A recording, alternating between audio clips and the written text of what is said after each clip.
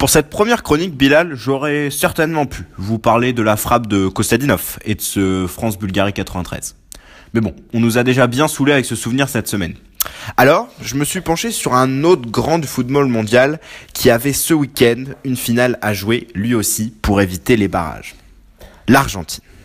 Ah, l'Albi-Céleste. Cette équipe aux rayures bleues et blanches de notre enfance. Cette équipe qui possède dans ses rangs l'un des plus grands artistes que le ballon rond n'ait jamais connu. Lionel Messi. Cette équipe qui arbore si fièrement sur le torse de ses joueurs les 2 étoiles de ses sacres en Coupe du Monde. Mais elle l'a perdu. En faisant match nul 0-0 contre le Pérou vendredi et pourrait manquer le prochain rendez-vous en Russie. Mais vivre une Coupe du Monde sans l'Argentine de Messi est inconcevable, impossible. Déjà parce que l'été prochain, on voudrait éviter d'enfiler notre pyjama et d'aller nous coucher trop tôt, comme le dirait l'ami d'Alex, Omar Da Fonseca, dédié à lui. Et puis surtout parce que depuis maintenant presque 12 ans, on s'est habitué à attendre. 4 ans.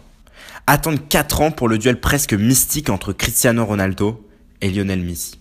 Savoir finalement qui de ces 2 géants prendra le dessus sur l'autre et laissera la trace la plus large sur l'histoire du foot.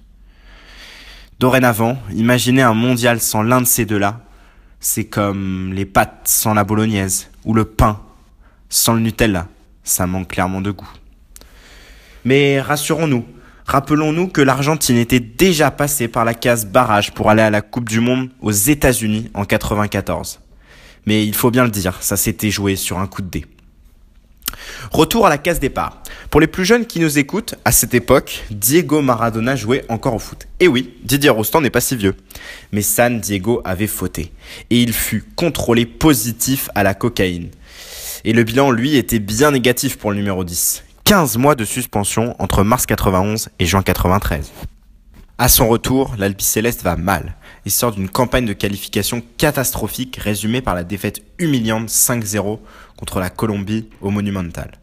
La sélection est donc en crise. Alors, pour le match de barrage contre l'Australie, Maradona est bien là, Simeone et Batistuta aussi. À l'aller, El Pipe del Oro en dresse un caviar à Abel Balbo pour l'ouverture du score. Mais sur leur pelouse, les Australiens arrachent l'égalisation en fin de match.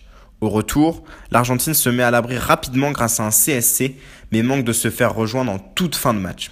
Finalement, l'essentiel est acquis. Victoire 2-1 sur l'ensemble des 2 matchs. On verra donc bien l'Argentine à la prochaine Coupe du Monde. Mais vu l'état dans lequel se présente l'Albi-Céleste aux États-Unis, on regrette presque qu'elle soit venue.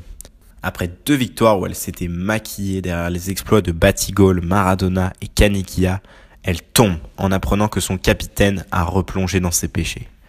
Maradona est contrôlé positif à l'éphédrine le jeudi 30 juin 1994 et est directement exclu de la sélection. Derrière, l'Argentine est sortie par la Roumanie en 8e de finale et quitte le mondial par la petite porte.